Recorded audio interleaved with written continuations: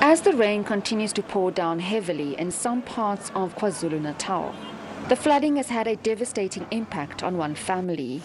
Grief-stricken and having just lost a loved one, a family had to watch undertakers collect the body from the village and cart it over raging waters.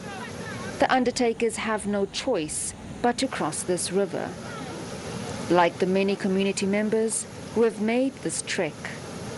Onlookers watched in horror with bated breath, praying that they make it to the other end, whilst others extended a helping hand, passing the corpse to each other. A painful ending for this family. We are heartbroken, but we had no other option.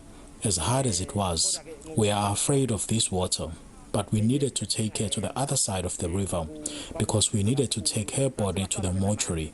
It was impossible to keep the corpse in the house whilst planning for the funeral. The delay in the erection of a new bridge is linked to budget constraints. It's not a complaint. The project has been running for the past 5 years. There were challenges with the budget for this bridge. The construction company is on site as we speak.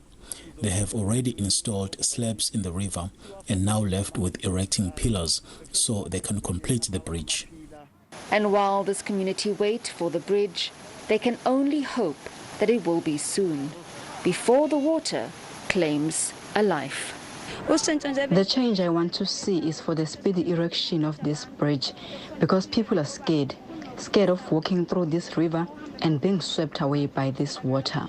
The Sibiya funeral parlor says the incident has left them traumatized and that undertakers are inundated and under pressure to cope with the high number of burials they have to perform daily due to deaths from COVID-19. The pandemic has drastically transformed the death care industry, with staff also fearing contracting the virus. And then we are supposed to cross the bridge to fetch the body to our vehicle. Yes, and it was so sad. It was so sad, it was terrible. And we were also scared to do that, but we are supposed to do it because we are at work. And we also need to help the family here. It's very sensitive because we are the one who have to take those bodies, and we are not sure whether it's COVID or not, but you have to go there and fetch the body. And when you arrive at the mortuary, no one is testing for positive or negative. The COVID-19 status of the deceased also remains unknown. Despite the dangers that this community face venturing into the water, unfortunately, many have to, as it's the only route to town.